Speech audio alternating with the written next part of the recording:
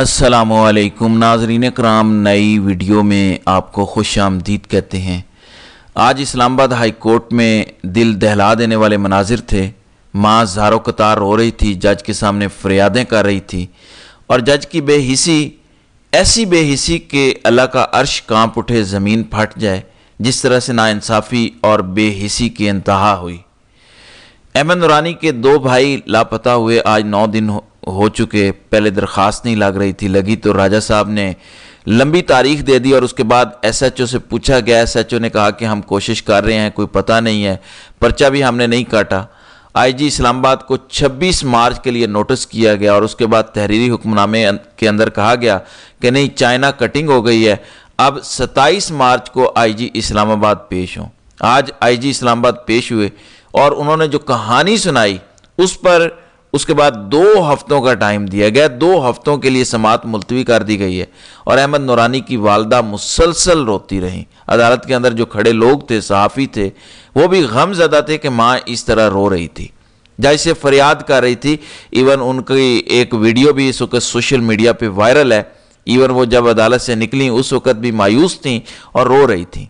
अब हुआ क्या है समाअत के अंदर, आईजी इस्लामाबाद ने कहानी क्या सुनाई है, इस हवाले से ज़रा बात करते हैं। साकिब बशीर वो रिपोर्ट करते हैं, कहते हैं कि आईजी इस्लामाबाद ने 2 लापता भाइयों की बाजियाबी के लिए 2 हफ्तों का वक्त मांग लिया। आईजी के बयान पर लापता भाइयों की वालिदा रोस्टम पर आप दीदा हो गई। आपको कितना वक्त चाहिए? जस्टिस इनाम अमीन मिन्हास का आईजी से इस्तिफसार, 2 हफ्ते हमें दे दें। और उसके बाद माँ ने कहा कि पूरा साल ले लो, 2 हफ्ते मांग रहे हो ना, पूरा साल ले लो। यानी उन्होंने टाउट किया और उसके बाद वो ज़ारो कतार रोने लगी। और अब जो आईजी इस्लामाबाद ने कहानी सुनाई, उन्होंने एसएचओ को कहा कि इंक्वायरी करके बताएं, ये जैसे अमीन मिन्हास ने, तो उन्होंने कहा कि मैंने इस मामले को सुपरवाइज़ किया है, स्पेशल तहकीकाती टीम बनाई है, एसएसपी ऑपरेशंस की सरबराही में एक टीम बनाई है। अच्छा, सुनते जाएं कि कहानी क्या क्या है। कहानियाँ ही कहानी है। कहते हैं जियो फेंसिंग कराई, CDR भी हमने कराई, 27 थानों या CTD या किसी के पास ये मौजूद नहीं है। मुल्क भर के आईजी जेल खाना जात से भी रब्ता किया है, कहीं मालूम नहीं। तमाम सूबों के आईजी से रब्ता हुआ है, उनसे भी मालूमात मांगी है। IB को भी हमने लिखा है, FIA से भी जवाब मांगा है, जवाब अभी आना बाकी है। अभी तक कोई भी इस नाम के लोग बैरून मुल्क भी नहीं गए। जब ये सारी कहानी सुनाई ना कि हमने ज़मीन से ढूंढा, ज़मीन के ऊपर से ढूंढा, हस्पतालों से ढूंढा, पताल से ढूंढा, आगे जाकर उन्होंने हस्पतालों का भी जिक्र किया, थानों से ढूंढा, ज़मीन आसमान हर चीज़ हमने खोल दी।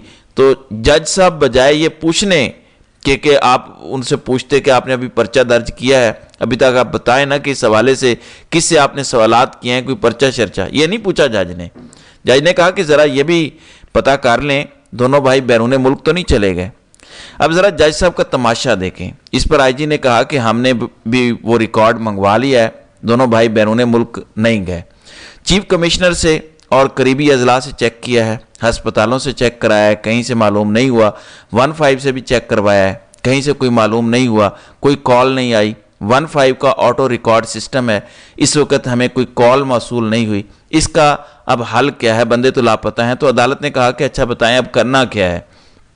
बहरहाल इन सारी बकवासियात को छोड़ दें। ईमान मज़ारी जो वकील हैं दोनों भाइयों की, उन्होंने कहा कि इतनी बड़ी कहानी सुन ली हमने, इससे ढूंढा, उससे ढूंढा, हमने कहा कि आप इनसे ढूंढें, हमने आपको सीधा रास्ता बता दिया कि हमारे बंदे खुफिया एजेंसी वालों ने उठाए हैं, क्या आपने उनसे पूछने की जुर्रत की है?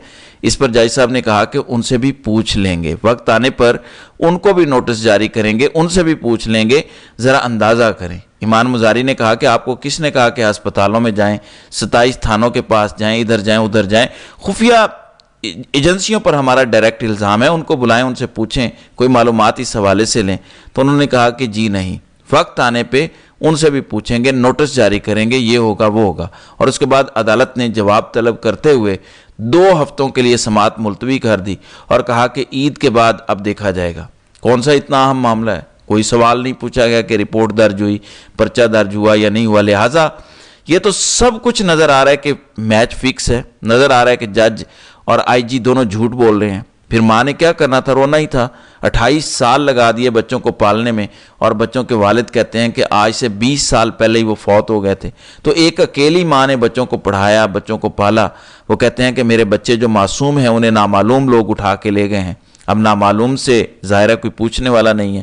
پھر ذوالقرنین اقبال صحافی، سپریم کورٹ کی جو باڈی ہے صحافیوں کی، رپورٹر ایسوسی ایشن، اس کے صدر ہیں، ان کی جانب سے چیف جسٹس یحییٰ آفریدی کو خط لکھا گیا۔ 24 گھنٹے پہلے خط لکھا گیا تھا، اب انہوں نے وہ پبلک کیا ہے۔ اس لیے پہلے پبلک نہیں کیا تھا کہ کوئی یہ نہ کہے کہ پہلے میڈیا کو خط جاری کر دیا اور اس کے بعد سپریم کورٹ میں آیا۔ تو انہوں نے لکھا کہ جرنلزم کرائم نہیں ہے، صحافت کوئی جرم نہیں ہے، جس طرح سے شہر اقتدار میں، باقی تو چھوڑ دینا، صحافی اٹھائے جا رہے ہیں۔ تو چیف جسٹس، اگر آپ کو پولو کھیلنے سے فرصت مل گئی ہو، گھوڑے نہلانے سے آپ کو فرصت مل گئی ہو، آپ گو کے حادثاتی ہیں لیکن ہیں تو چیف جسٹس، تو اس طرف بھی آپ نظر کرم کریں کہ کس طرح سے صحافیوں کو اٹھایا جا رہا ہے اور جو صحافیوں کے ساتھ ہو رہا ہے۔ پھر بشرا بی بی کی جانب سے اسلام آباد ہائی کورٹ سے رجوع کیا گیا تھا کہ 190 ملین پاؤنڈ کی درخواست جس کی سماعت نہیں ہوئی تھی اور عید کے بعد تک ملتوی ہو گئی، اس کو فوری طور پر سنا جائے۔ ایک متفرق درخواست دائر کی گئی تھی۔ تو آج خبر یہ ہے کہ عمران خان کی جانب سے بھی ارلی ہیئرنگ کے حوالے سے درخواست اسلام آباد ہائی کورٹ میں دائر کر دی گئی ہے۔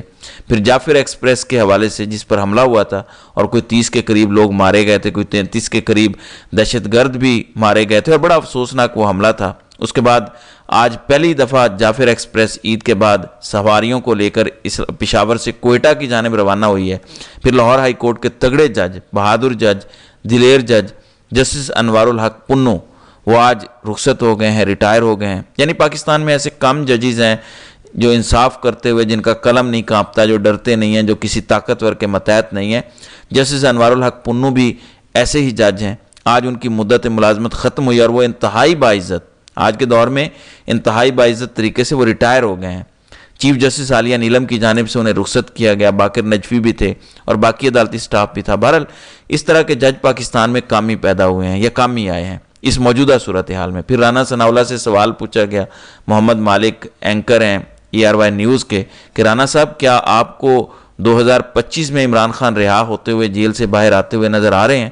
تو رانا ثناءاللہ نے کہا کہ مجھے تو 2030 تک بھی، یعنی اگلے 5 سال تک بھی عمران خان رہا ہوتے ہوئے نظر نہیں آ رہے۔ انہوں نے کہا کہ اس میں ہمارا کوئی قصور نہیں ہے، عمران خان خود ہی رہا نہیں ہونا چاہتے، عمران خان نے خود ہی اندر رہنے کا بندوبست کیا ہوا ہے۔ خلاصہ کیا ہے اس کا؟ مطلب کیا ہے؟ مطلب یہ ہے کہ وہ مان نہیں رہا، وہ ہار نہیں مان رہا، وہ معافی نہیں مانگ رہا، وہ ٹوٹ نہیں رہا، وہ ڈٹا ہوا ہے۔ یہی وجہ ہے جو نہیں ڈٹے ہوئے تھے۔ وہ دیکھا نا آپ نے کل جو خبر آئی، پرویز خٹک BRT کا منصوبہ تھا پشاور تک کا، جس میں کہا تھا کہ پرویز خٹک نے اربوں کی کرپشن کی ہے، وہ ختم۔ اور ایک اور PTI کے پنجاب سے MP ہیں، انہوں نے بھی 9 مئی کی معافی مانگ لی تھی، پریس کانفرنس کر لی تھی، ان کا بھی کیس ختم۔ اب عمران خان کیونکہ معافی نہیں مانگ رہا، وہ ڈٹا ہوا ہے۔ رانا ثناءاللہ نے کہا کہ وہ خود ہی نہیں آنا چاہتے، انہوں نے خود ہی بندوبست کیا ہوا ہے، تو اب ہم کیا کر سکتے ہیں؟ ہم تو چاہتے ہیں کہ وہ رہا ہوں، ہم تو چاہتے ہیں کہ ہماری جان چھوٹے، لیکن عمران خان ہمیں کوئی ریلیف دینے کے لیے تیار نہیں ہے۔